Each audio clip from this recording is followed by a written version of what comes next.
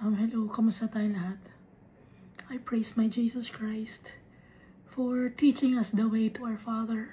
And the only way to our Father is through our Savior, Redeemer, and the only mediator, Jesus Christ. He is the way, the truth, and the life. At wala makakalapit kay Almighty Father kung hindi dahil kay Jesus Christ.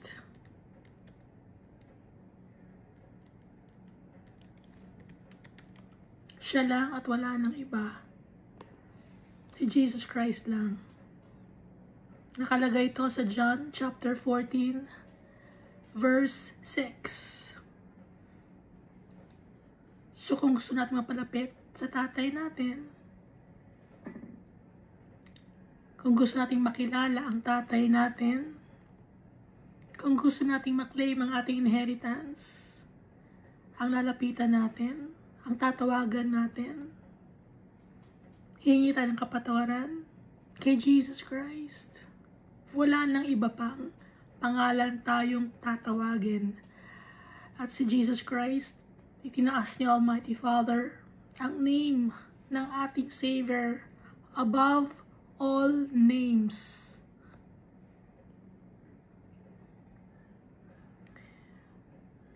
On heaven and on earth, kahit sa langit, itinaas ni Almighty Father ang name ni Jesus Christ. Never nagkasala si Jesus Christ, and He loves the Father so much that He was willing to give His life for us, for His friends. We are the friends of Jesus Christ. Bilang isang friend, si Jesus Christ, inilalevel niya tayo sa Kanya. Hindi tayo worthy. Because we are sinners.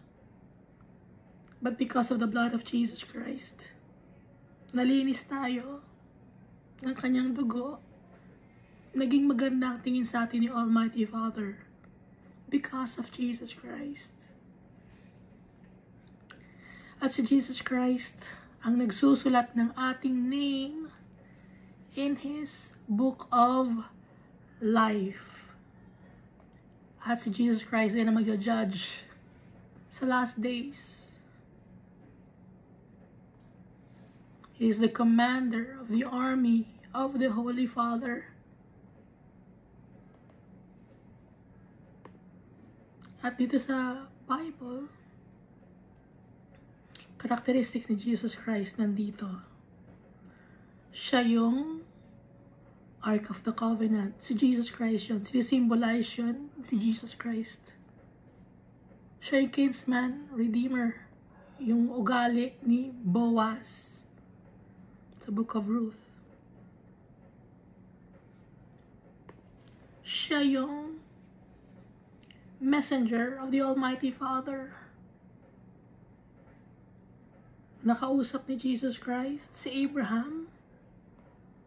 Nakausap din ni Jesus Christ yung parents ni Samson. Nakausap din niya si Joshua. At nung dumating na yung tamang time to live among men, ibiniba ni Almighty Father ang Holy Spirit niya at inilagay sa womb ni Mary si Jesus Christ. Fertilized egg na siya. At yung womb ni Mary ang naging incubator para mabuo ang flesh and blood ni Jesus Christ. At nung nakasama niya tayo, tayong mga tao dito sa mundo, nakasama ni Jesus Christ, na-experience niya yung pain and sufferings. Lahat ng klase ng tao nakasalamuha ni Jesus Christ.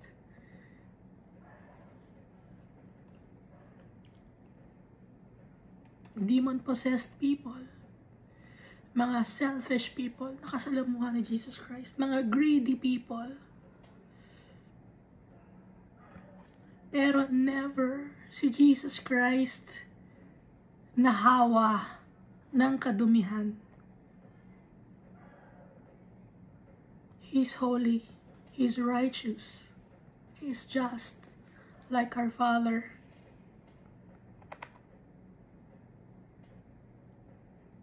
And now we have a hope in a future because of Jesus Christ. Death has no sting anymore.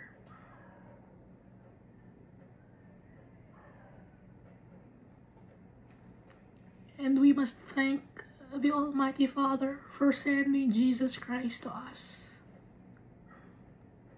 Because of His great love for mankind, He sent a Savior to cleanse us from our iniquities. We don't need to offer animals anymore, burnt offerings. We don't need to do that anymore.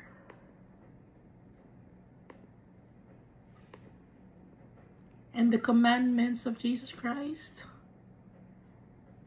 are only two things: love the Almighty Father with all our whole being, heart, body, and soul.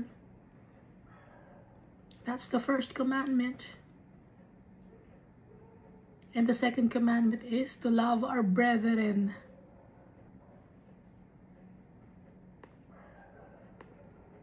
Dahil si Jesus Christ, ganun ang ganyang ginawa. He loved the Almighty Father so much. And He loved the people. Even though the people are sinners, Jesus loves us all. Even those who crucified Him, Jesus said, "Father, forgive them, for they do not know what they are doing." And Jesus Christ also sent to us the Holy Spirit.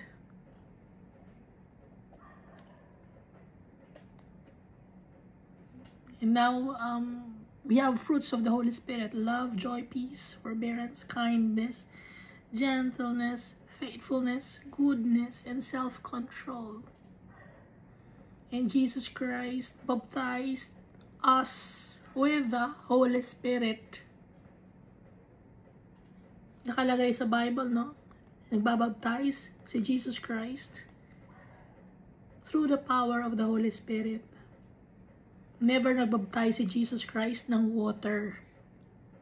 He was the one baptized by John the Baptist with the use of water para lang ma-distinguish among the people kung sino ang Savior. Kung saan mag-stay ang Holy Spirit in the form of a dove.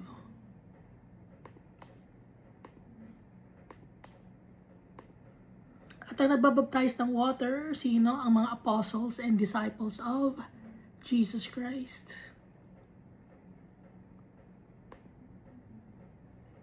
And we must worship Jesus Christ and the Almighty Father in truth and in spirit. Dahil ngayon, walang nakakaalam ng tunay na itsura ni Jesus Christ. Wala siyang picture. Walang graven images na ginawa nung time na siya ay nabuhay dito sa mundo kasama ng men. Dahil ang mga Roman soldiers at ang mga Pharisees, galit kay Jesus Christ. Anyone na makakita ng bagay na associated with Jesus Christ, sinisira, dinudurog, sinusunog. And we all know na even His disciples and apostles were killed by the Roman soldiers, by the unbelievers. So si Peter, no, he was killed. Saan na pinatay si Peter? Sa Rome.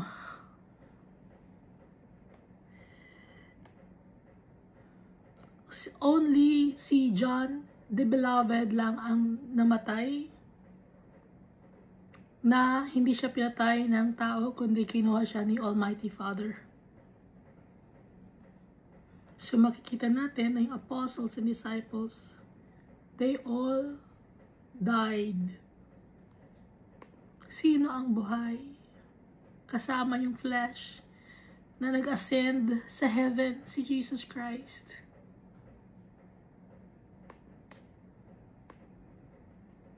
Exalt the name of Jesus Christ. Glorify His name. And Jesus Christ also forgives sins like the Almighty Father. Yung mga apostles, hindi sila pwede magpatawad ng mga kasalanan ng mga tao dahil hindi sila Diyos. Yung mga disciples, hindi sila pwede magpatawad ng mga tao dahil hindi sila Diyos. Ang nagpapatawad ng kasalanan ng mga tao, si Jesus Christ at si Almighty Father. At walang representative si Jesus Christ. Dahil si Jesus Christ na ang high priest, buhay siya. At sa last days, babalik ulit siya.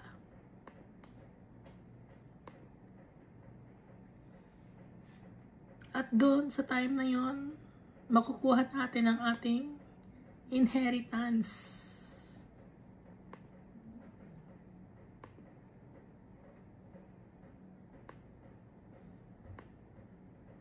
Kung tayo ay believer of Jesus Christ and the Almighty Father and the Holy Spirit, we will receive our inheritance.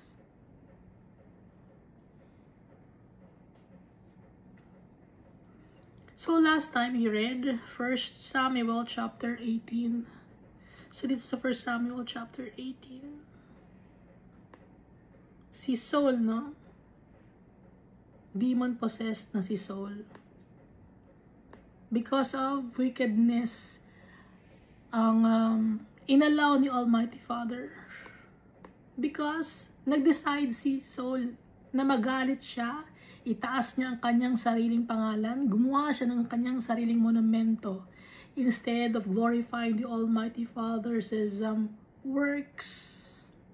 Because they won the war against the Philistines, hindi niya itinataas ang pangalan ni Almighty Father. Ang tinataas niya ang pangalan sa sarili niya. He was a very insecure man.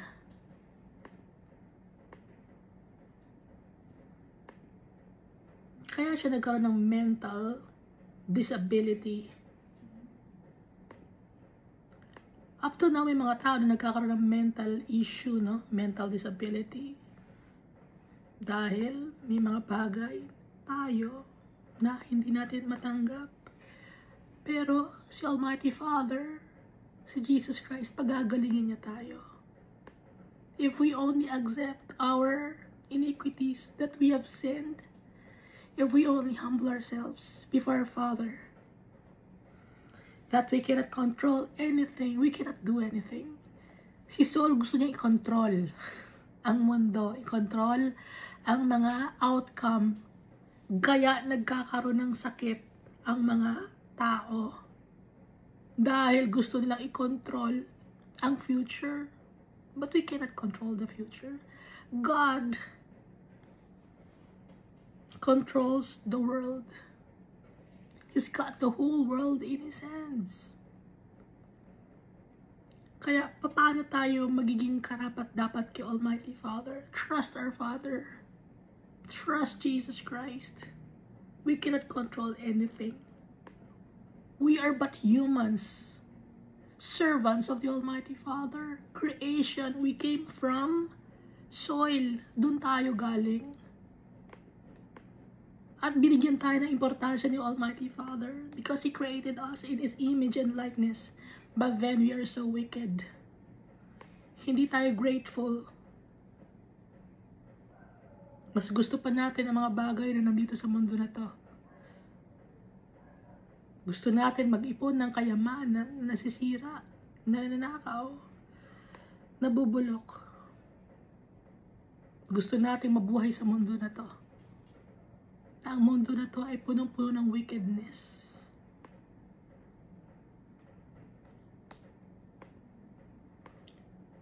If we live for the Lord.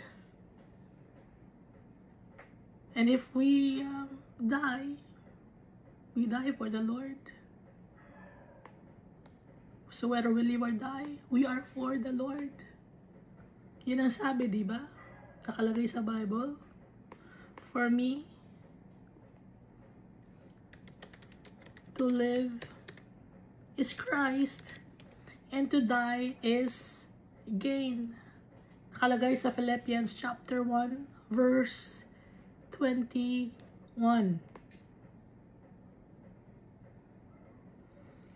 Dahil kaya tayo nabubuhay, kaya tayo na dito sa mundo na ito, the purpose is to serve our Father.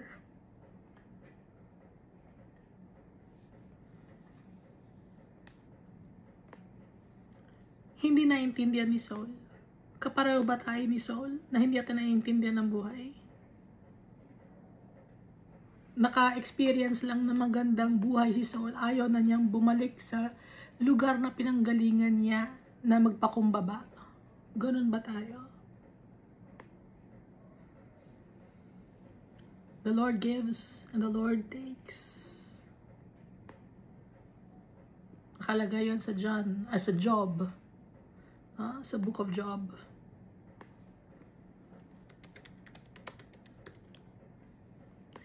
Job chapter 1 verse 21. The Lord gave and the Lord hath taken away. Blessed be the name of the Lord.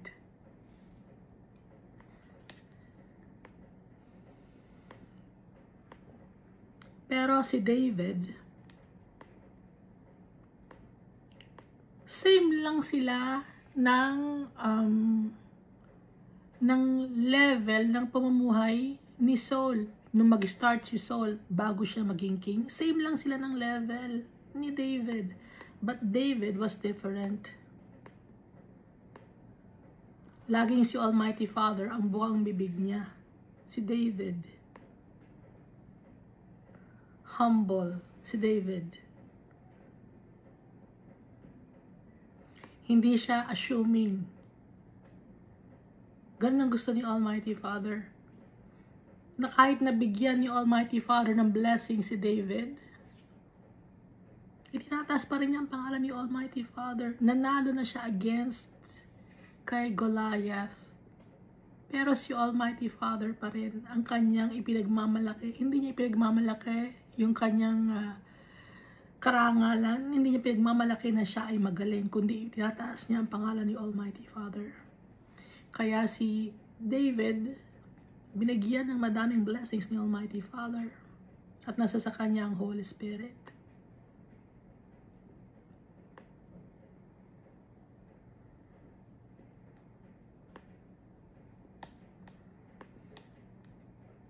So dito tayo sa 1 Samuel chapter 19. Dito sa 1 Samuel chapter 18, dito nag-umpisa yung galit ni Saul.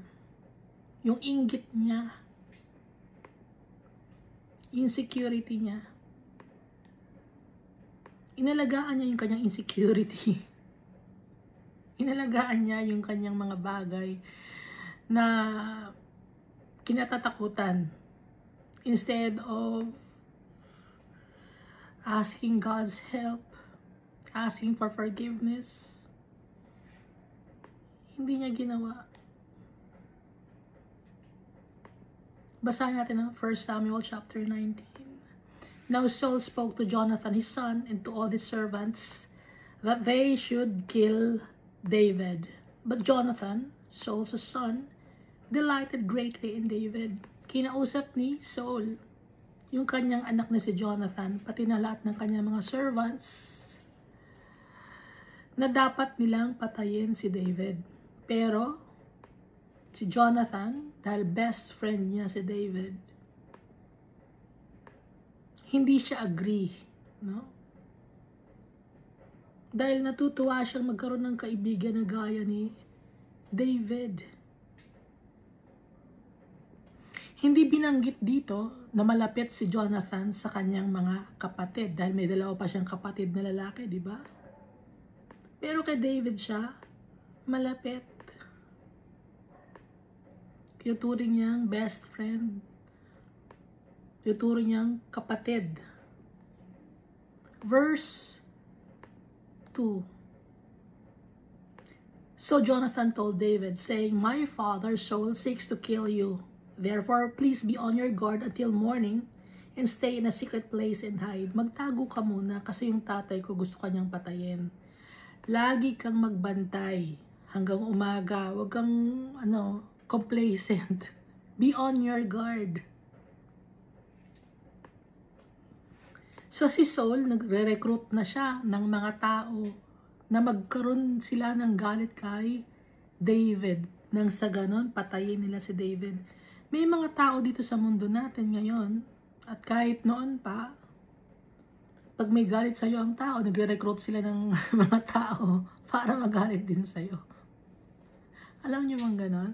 Na, example, may isang tao na galit sa'yo. Ang gagawin ngayon na isang tao ang galit sa'yo, sisiraan ka ngayon sa ibang mga tao para ngayon makapag-recruit sila ng mga tao na magagalit sa kinaiinisan nila na tao. Kaya ngayon ang gagawin nila, they will gang up on the person that they hate. Ganun ang style ni Saul. Gusto nila. Nagre-recruit siya ng mga tao. Nire-recruit niya yung kanyang anak, Jonathan. Baka maging hari si David. Hindi ka na magiging hari, Jonathan. Patayin na natin si David. So, gano'n ang pang-re-recruit, no?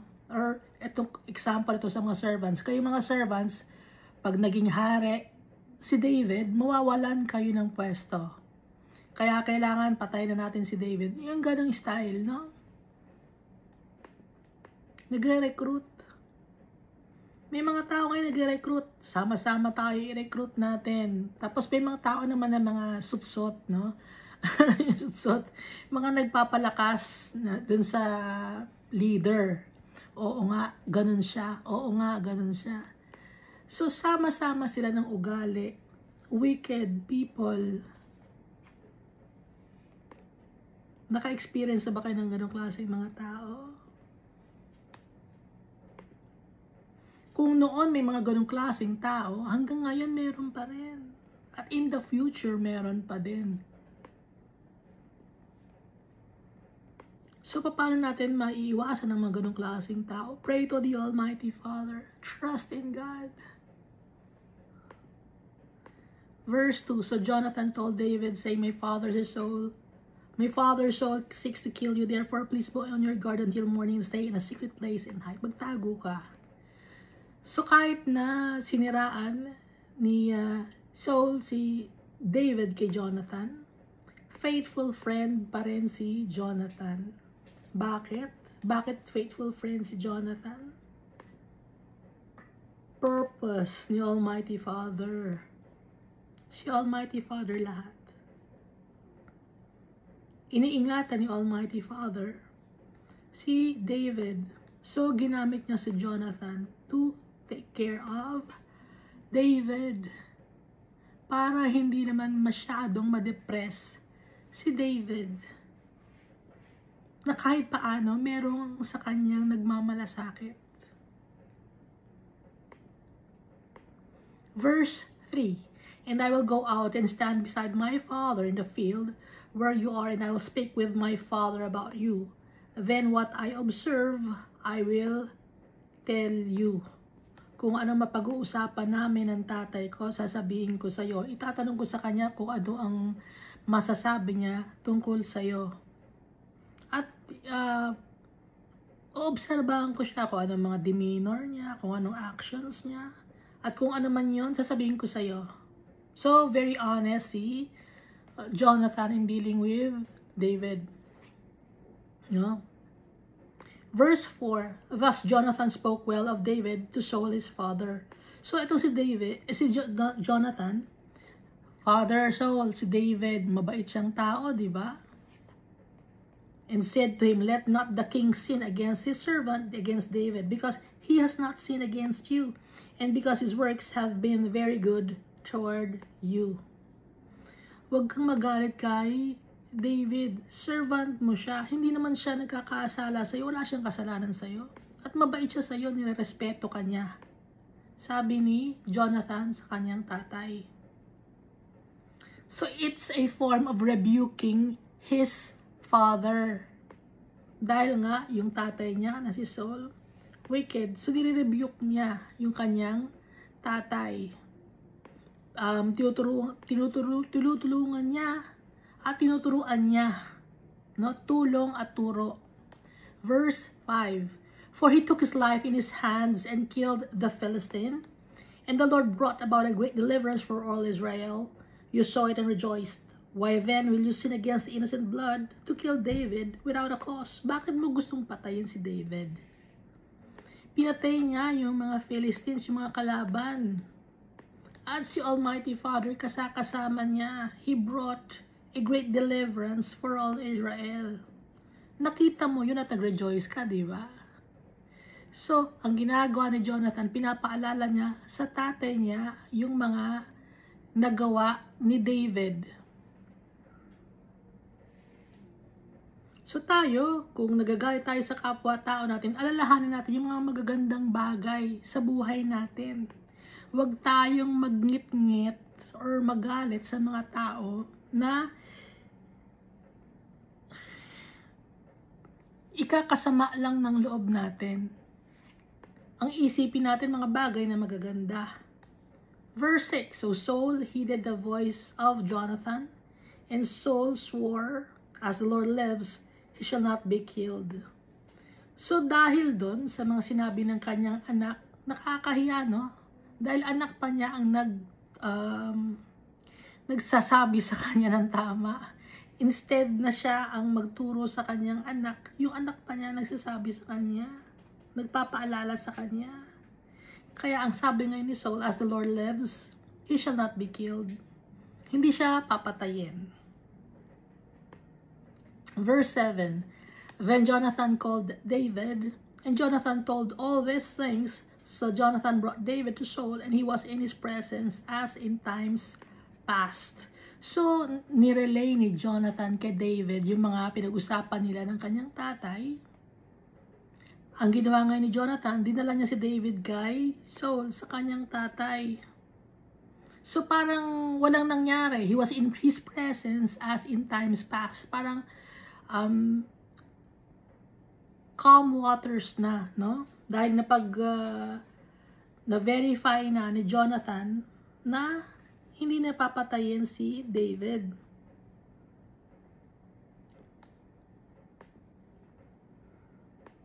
At si David, hindi naman siya takot na makimingle kay Saul. Hindi siya takot makipag-meet kay Saul dahil wala siyang kasalanan at may tiwala siya kay Jonathan.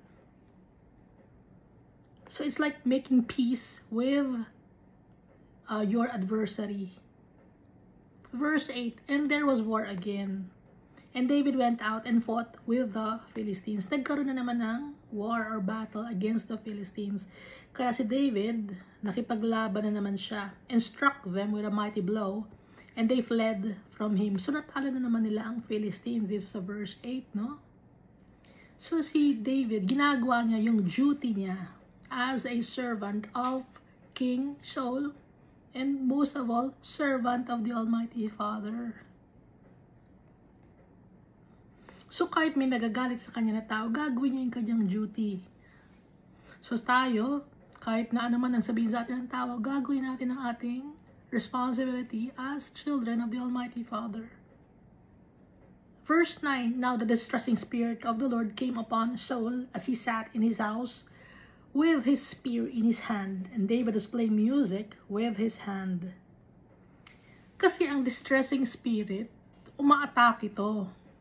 Hindi natin alam kung kailan uma-atake yung panic or anxiety, no? Depression. Sometimes normal ka. Ganun ang mental issue, no? Or mental depression or mental diseases. Sa ngayon ang tawag diseases. Pero alam naman natin na lahat ng mga diseases na nangyayari sa buhay natin, lahat ng sakit, it's because of our iniquities. So ito, yung sakit na dumapo kay Saul, distressing spirit. So, demonic possession. Tormented si Saul.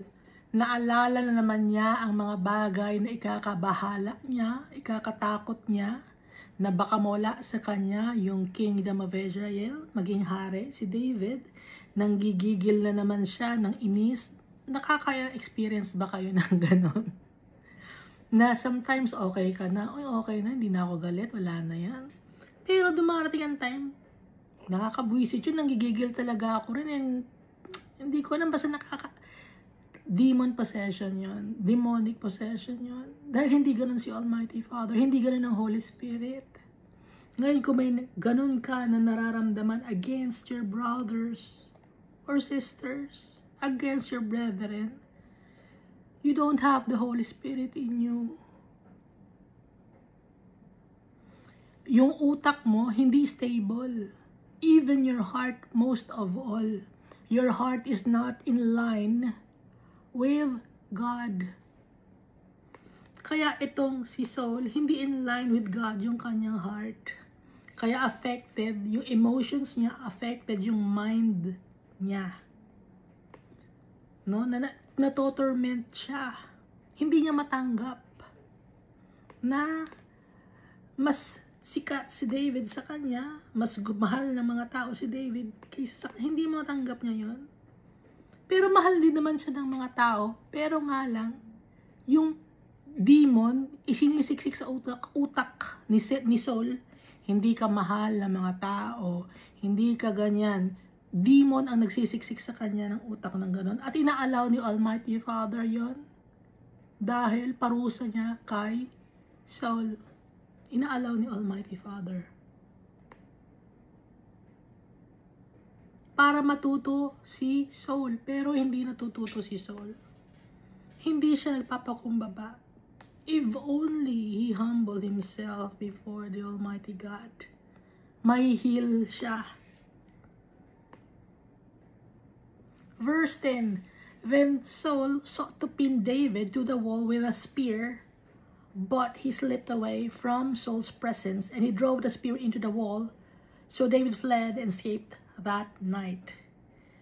So pangatlong beses na to na si David gusto niyang isabit sa pader using the spear.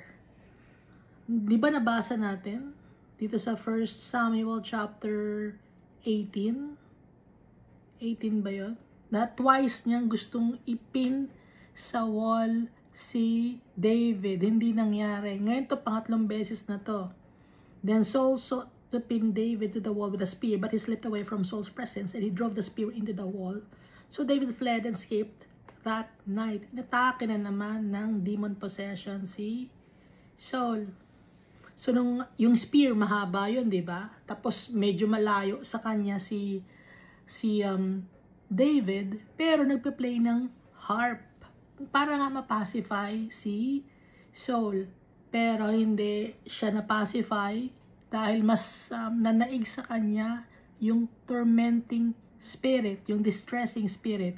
Kaya yung spear na hawak niya, hinagis niya, no? Parang dart. Parang dart na hinagis niya kay David. Pero si David hindi siya mapapano, hindi siya masasaktan because the Almighty Father is protecting David. Nakataka si David. Verse 11, Saul also sent messengers to David's house to watch him and to kill him in the morning. Bantayan nyo si David. Umuwi na si David sa kanyang bahay. Bantayan nyo siya para patayin natin sa umaga.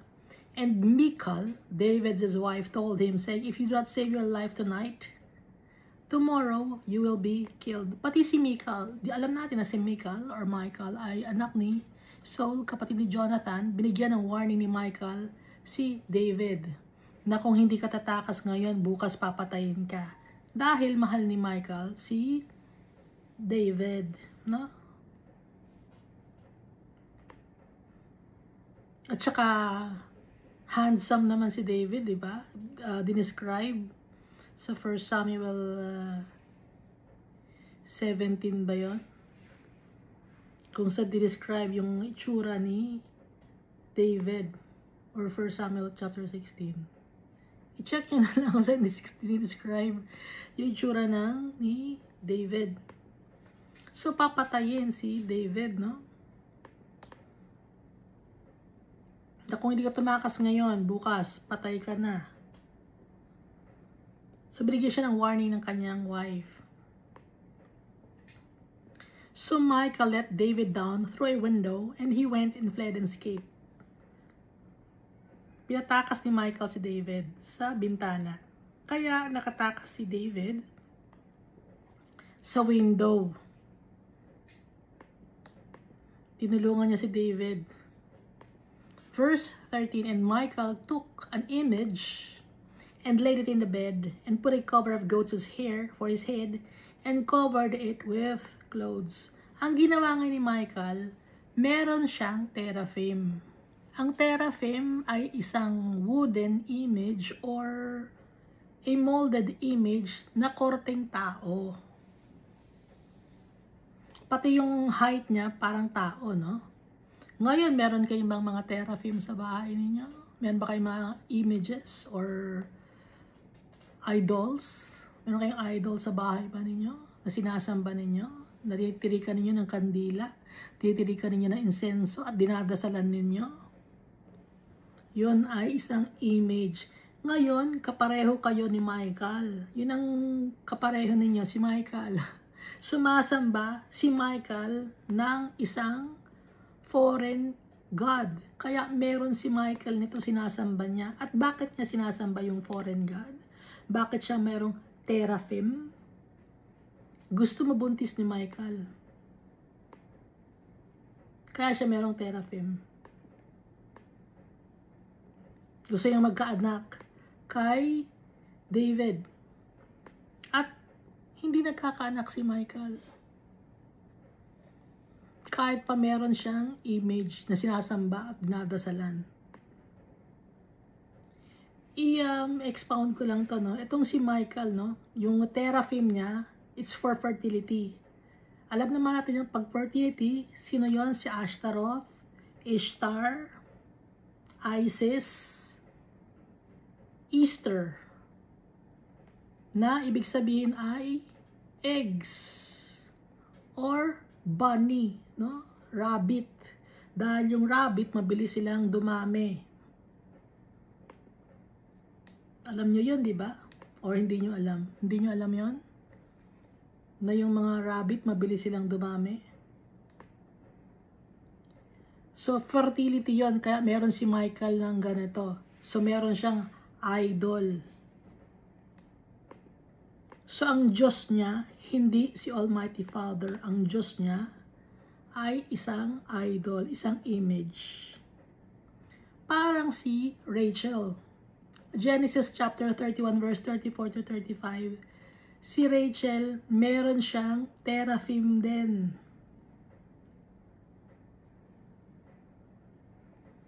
So, kay Michal, hindi sa kanya galing ang Savior. Hindi nagkaroon ng anak si Michal. Si Rachel, kahit nagkaroon siya ng anak, hindi sa kanya galing ang Savior, ang Redeemer, ang Messiah. Nanggaling sa kay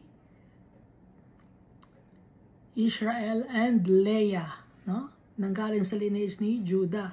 Hindi sa lineage ni Rachel, kahit na ang mahal ni Jacob ay si Rachel. Dahil ang pinaniniwalaan ni Rachel ay wickedness, it's idolatry. Ayaw ni Almighty Father nun. Itong si Michal, meron ding idol. Yung teraphim na banggit din to, no? Sa Judges chapter 17 verse 5 to 6, kung natatandaan natin, si Micah na isang Ephraimite, meron siyang teraphim, idol. Idolatry. Graven image, molded image, carved image, gawa sa kahoy, gawa sa semento, or kahit gawa sa bronze. So, itong si Michal, para lokohin ang mga soldiers, inihiga niya sa kanyang kama yung korteng image na tao at nilagyan niya ng buhok ng goat.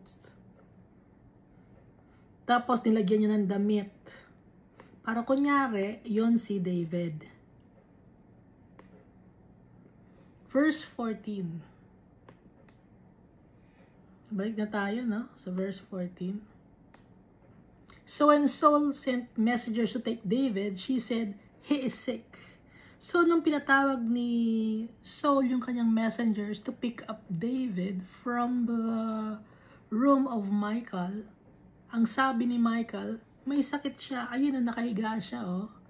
Pero yung nakahiga na yon, it's a teraphim. It's an idol. Nilagyan niya ng wig, no? Ng goat. Buhok ng goat ang nilagay niya, tilagyan ng damit. Kunyari, tao. Verse 15. Then Saul sent the messengers back to see David, saying, bring him up to me in the bed that I may kill him. Iyakyat niya siya dito sa akin nang ako naman na ngayon ang papatay sa kanya. Gigil na gigil si Saul kay David. Bring him up to me in the bed. Iyakyat niya dito yung kama kahit nakahiga siya, ako ang papatay sa kanya. Sinabing may sakit, o kung may sakit, iyakyat niya yung kama dito, ako ang papatay sa kanya. He could not wait to get his hands on David. Sa sobrang gigil, sa sobrang galit, sa sobrang demonic possession. Si Saul, nakalimutan niya kung saan siya galing. Because of his pride and arrogance. Verse 16. When the messengers had come in, there was the image in the bed with a cover of goat's hair for his head. So, bumalik ulit yung mga messengers doon sa kwarto ni Michal. At nung makita nila, tinanggal nila yung kumot, nakita nila nandun image ng isang teraphim, nilagyan lang ng buhok ng goat. At nilagyan ng damit. Verse 17, then Saul said to Michal, why have you deceived me like this? And sent my enemy away so that he escaped. Bakit mo ako niloko? Yung kaaway ko, pinaalis mo. Ngayon nakatakas ngayon yung kaaway ko. And Michal answered Saul. Itong si Michal, sinagot niya ngayon yung kanyang tatay. He said to me, let me go. Why should I kill you? Ang sabi kasi sa akin ni David, pakawalan ko siya eh. Why should I kill you? Yun ang sabi ni David. So, kino-cover niya yung husband niya, pinoprotektahan niya yung kanyang asawa, si Michal, no? At bakit nangyari yun? It's because the Almighty Father is protecting David. Verse 18, so David fled and escaped and went to Samuel at Ramah and told him all that Saul had done to him. And he and Saul went and stayed in Naioth. So nagsumbong itong si David kay Samuel sa Ramah. Nagpunta siya sa bahay ni Samuel. Dahil si Samuel ang nag-anoint kay Saul, at si Samuel din na nag-anoint kay David sa utos ni Almighty Father. Kaya, at alam niya na si Samuel ay servant of the Almighty Father, a prophet of the Holy God. Kaya nagsabi siya kay Samuel, wala siyang matakbuhan. No? Kaya kay Samuel siya tumakbo. And he and Samuel went and stayed in Naioth. Verse 19, now it was told Saul saying, take note, David is at Naioth in Ramah. So may nakakita na pumunta si David kay Samuel. Kaya may nagsumbong kay Saul na si David nandun siya kay Samuel sa Ramah. So, lalo nang gigil na naman tong si Saul. Dahil nagkausap si Samuel. Pag nakausap ni Samuel si David, ano nang pinag-usapan nila? So, lalong naguluhan si Saul. Lalo siyang nag-flare up. Verse 20, then Saul sent messengers to take David, and when they saw the group of prophets prophesying, and Samuel standing as leader over them, the Spirit of God came upon the messengers of Saul, and they also prophesied. So si Saul, filled siya with the Holy Spirit. So yung mga messengers na pinadala ni Saul, nagpa-prophesy. Si Samuel, leader siya na nagpa-prophesy, worshiping the Almighty Father, glorifying the name of the Holy God. Nagpa-prophesy yung mga kasama ni Samuel, and then pati na rin yung mga messengers ni Saul came upon them. So nag-prophesy na rin yung mga messengers ni Saul. They were filled with the Holy Spirit. So may magagawa pa ba silang kamalian? Nasa sa kanila na yung Holy Spirit. Gusto pa ba nila na kunin si David at patayin? Hindi na, kasi nasa sa kanila ang Holy Spirit. So verse 21. And when Saul was told, he sent other messengers, and they prophesied likewise. So na may nagsabi kay Saul, Saul, yung mga servants na pinadala mo ron, nagpa-prophesy na sila kasama ni Samuel. Wala nang ginagawa, nagpa-pray sila. So ang ginawa ngayon ni Saul, nagpadaloy siya ng messengers. At yung mga pinadala niyang messengers, anong ginawa? They prophesied likewise. It's the power of the Holy God. Then Saul sent messengers again the third time, and they prophesied also. So nagpadala na naman ng messengers pangatlong beses. At yung mga messengers sa pinadala niya, nag-prophesy din, filled with the Holy Spirit of God. So 3 times yung mga messengers sa pinadala niya, naging mga prophets. They were prophesying. Verse 22, then he also went to Ramah and came to the great well that is at Sechu. So he asked and said, where are Samuel and David? And someone said, indeed, they are at Naioth in Ramah. So ano nangyari ngayon? Siya na mismo nagpunta sa lugar, sa Ramah. So may napagtanungan siya sa Great Well na nasa Sechu. No? Asa na si Samuel at si David. Nandun sila sa Naioth, sa Ramah. So ano nangyari? Verse 23. So he went there to Naioth in Ramah. Then the Spirit of God was upon him also. And he went on and prophesied until he came to Naioth in Ramah. So he was filled also with the Holy Spirit. Si Saul.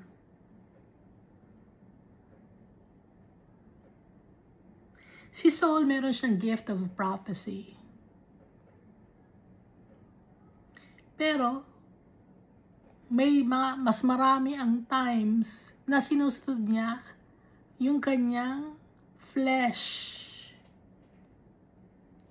Sinusunod niya yung mga evil things na nasa isip niya at nasa puso niya, instead of succumbing to the power of the Holy God. May gift of prophecy si Saul. Pero, mas inuuna niya yung pagiging wicked niya, yung kanyang ambisyon. Verse 24, and he also stripped off his clothes and prophesied before Samuel in like manner, and lay down naked all that day and all that night. Therefore they say, is Saul also among the prophets? So nag-prophesy din si Saul dahil malakas ang Holy Spirit of God. Dito sa 1 Samuel chapter 10 verse 9 to 11.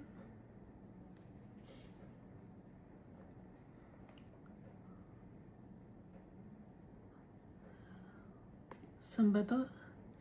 1 Samuel chapter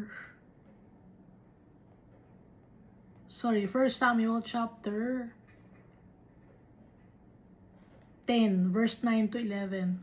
So it was when he had turned his back to go from Samuel that God gave him another heart, Ito yung time na Saul was anointed by the Almighty Father. Iba yung puso ni Saul, no? And all those signs came to pass that day. When they came there to the hill, there was a group of prophets to meet him. Then the Spirit of God came upon him, and he prophesied among them. So may gift of prophecy. See, Saul. And it happened when all who knew him formerly saw that he indeed prophesied among the prophets, that the people said to one another, "What is this that has come upon son of Kish? Is Saul among the prophets?"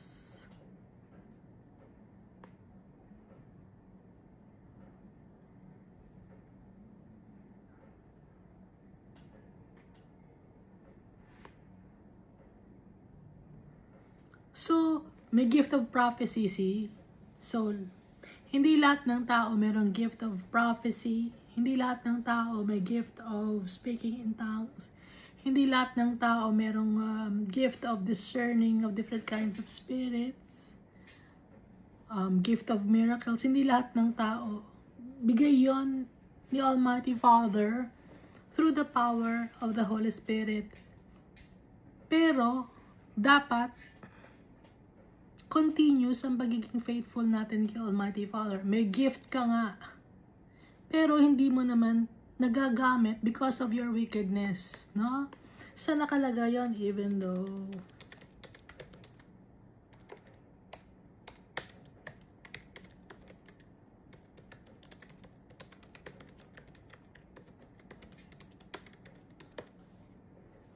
dito sa 1 Corinthians chapter 13 verse 1. So dito binabanggit yung gift of speaking in tongues. Although I speak with the tongues of men and of angels but have not love, I have become sounding brass or a clanging cymbal. And though I have the gift of prophecy and understand all the mysteries and all the knowledge, and though I have all faith so that I could remove mountains but have not love, I am nothing.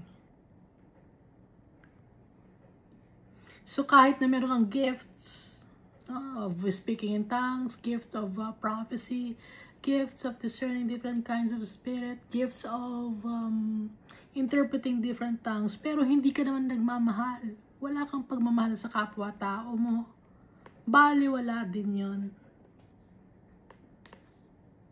Gaya ni Saul, meron siyang gift of prophecy, pero hindi naman niya mahal yung kanyang kapwa-tao.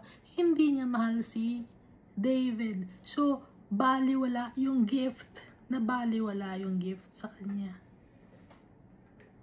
Pero kaya siya may gift, binibigyan siya ng chance ni Almighty Father. But, mas gusto niya mamuhay nang naayon sa kanyang kagustuhan in His own terms. So, dapat tayo mabuhay kung ano ang terms ni Almighty Father. Hindi tayo masusunod sa buhay natin. We are at the mercy of the Holy God. We are His creations. We are but clay, soil. Binigyan tayo ng importansya ni Almighty Father. Dahil si Almighty Father, gusto niya ng happy family. He wants to spread His love. He wants to share to the people abundance and blessings. Pero tayo hindi natin naiintindihan because we are wicked, selfish, greedy.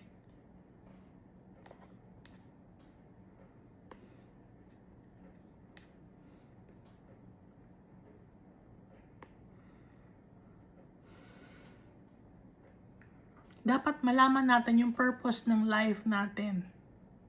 And from there, magiging tama na lahat ng gagawin natin. Ang purpose ng life natin is to love our Father. Do His bidding. Be faithful to Him. Loving Him with all our heart, with all our soul, with all our mind, with all our might, with all our strength. At pag nagawa natin yon, mamahalin na rin natin ang kapwa-tao natin. So, si Saul, hindi niya mahal si Almighty Father. Kasi, kung mahal niya si Almighty Father, dapat mahal din niya si David. Pero, gusto niyang patayin si David, meaning hindi niya mahal si Almighty Father. Ang mahal ni Saul, sarili niya. So, kung tayo, sinasabi natin na mahal natin si Almighty Father, pero kung nagchichismoso tayo, chichismisan tayo, sinasabi natin na mahal natin si Almighty Father, pero mas focus tayo sa mga bagay dito sa mundo na to. Sinasabi natin na mahal natin si Almighty Father, pero naninirang puri tayo sa mga taong kinukonsider natin kaibigan kunyari. Sinisiraan natin, pinagtatawanan natin, minamalain natin, dinadown natin ang mga tao. Hindi natin mahal si Almighty Father. Dahil kung talagang mahal natin si Almighty Father, we will love our brethren. Kahit sino pa, hindi tayo mamimili ng tao, ay mahirap yan, hindi natin mamahalin yan. Hindi ganoon si Almighty Father. Pantay-pantay ang tingin sa mga tao. Hindi tumitingin si Almighty Father sa edad. Hindi tumitingin si Almighty Father sa physical appearance. Hindi tumitingin si Almighty Father sa kung ano ang narating mo sa buhay, kung mayaman ka ba o hindi, kung ano na pag-aralan mo o kung ano ka bilang isang tao. Hindi yun. Tumitingin si Almighty Father sa heart natin. Hindi tumitingin si Almighty Father kung saang bansa ka na nakarating. Dahil si Almighty Father, ang goal ni Almighty Father, makarating tayo sa bahay niya. Yung sa inheritance natin. Yung ang pavement ay gold. Crystal ang bahay. Nakarating na ba kayo doon? Ganun ang gusto ni Almighty Father na mapuntahan natin. Hindi yung mga bagay dito sa mundo. Nakapag-travel ka na ba sa magagandang lugar? Hindi maganda para kay Almighty Father. He created those things. May mas maganda pang plano si Almighty Father sa atin. It is for all eternity. Kaya wala tayong may pagyayabang sa kapwa-tao natin. Mas lalong wala tayong may pagyayabang kay Almighty Father.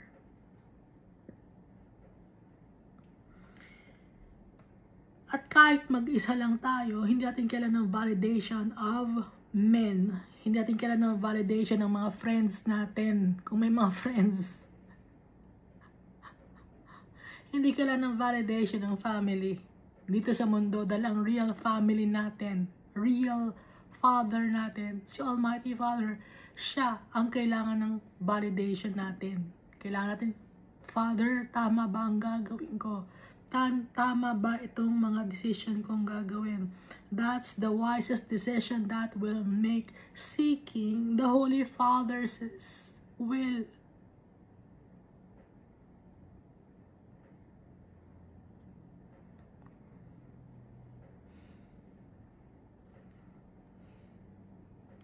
It's time to go back to our Father. Return to our Father. Time is ticking. Serve our God. Believe in Jesus Christ.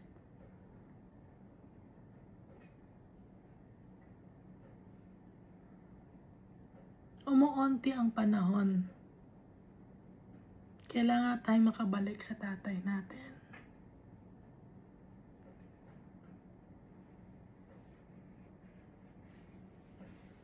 The plan of our Father is perfect for all eternity. Abundance, joy, peace. Everlasting life to reign with Jesus Christ in His kingdom that will never end.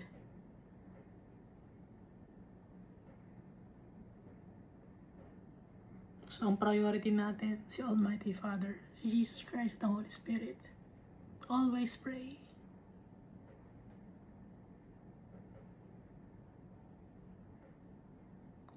Thank you, and God loves us all so much.